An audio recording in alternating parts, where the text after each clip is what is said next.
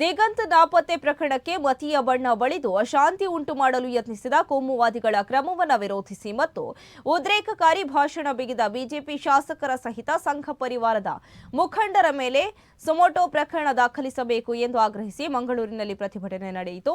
DYFI SFI ಹಾಗೂ ಜನವಾದಿ ಮಹಿಳಾ ಸಂಘಟನೆ ನೇತೃತ್ವದಲ್ಲಿ ನಡೆದ ಪ್ರತಿಭಟನೆಯಲ್ಲಿ ಸೂಕ್ತ ಕಾನೂನು ಕ್ರಮಕ್ಕೆ ಆಗ್ರಹಿಸಲಾಯಿತು.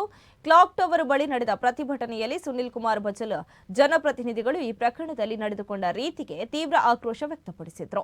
ಇವತ್ತು ಒಬ್ಬ ವಿದ್ಯಾರ್ಥಿ ಪರಂಗಿಪೇಟೆಯ ವಿದ್ಯಾರ್ಥಿ ನಾಪತ್ತೆಯಾದ ಏನು ಎತ್ತ ಅಂತೇಳಿ ಇವತ್ತು ಜಗಜ್ಜಾಹೀರಾಗಿದೆ.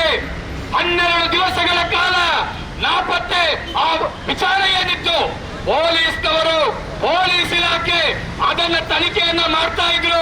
ಅವರಿಗೇನೆ ಸ್ಪಷ್ಟವಾದ ವಿಚಾರಗಳು ತಿಳಿಯಲಿಲ್ಲ. ಅವನು ಸಿಕ್ಕಿದ ಮೇಲೆ ವಿಚಾರಗಳು ಗೊತ್ತಾಯಿತು.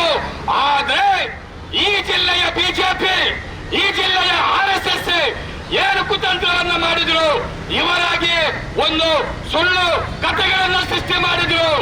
ಪರಂಗಿಪೇಟೆಯ ಅಮ್ಮೆಮಾರ್ನ ಅಲ್ಲಿನ ಮುಸ್ಲಿಂ ಜನಗಳು ಇವರೇ ಏನು ಆ ವಿದ್ಯಾರ್ಥಿಯನ್ನ ಅಪಹರಣ ಮಾಡಿದ್ದಾರೆ. ಅದಕ್ಕೆ ಡ್ರಗ್ಸ್ ಮತ್ತೊಂದು ಇನ್ನೊಂದನ್ನ ಕನೆಕ್ಷನ್ ಅನ್ನು ಕೊಟ್ಟರು. ಮತ್ತೇನು ಹೇಳಿದ್ರು ನೋಡಿ, ಆ ಏರಿಯಾದಲ್ಲಿ ಹಿಂದೂಗಳಿಗೆ ನಡೆದಾಡಲಿಕ್ಕೆ ಆಗ್ತಾ ಇಲ್ಲ. ಏನೇನೆಲ್ಲ ಕಥೆಗಳನ್ನ ಕಟ್ಟಿದ್ರು. ಅಲ್ಲಿನ ಅಲ್ಪಸಂಖ್ಯಾತ ಬಂಧುಗಳನ್ನ ಎಷ್ಟೆಲ್ಲ ಅವಮಾನ ಮಾಡ್ಲಿಕ್ಕೆ ಆಗ್ತದೆ, ಎಷ್ಟೆಲ್ಲ ಅವರಿಗೆ ನೋವು ಕೊಡ್ಲಿಕ್ಕೆ ಆಗ್ತದೆ, ಎಲ್ಲವನ್ನ ಮಾಡಿದ್ರು.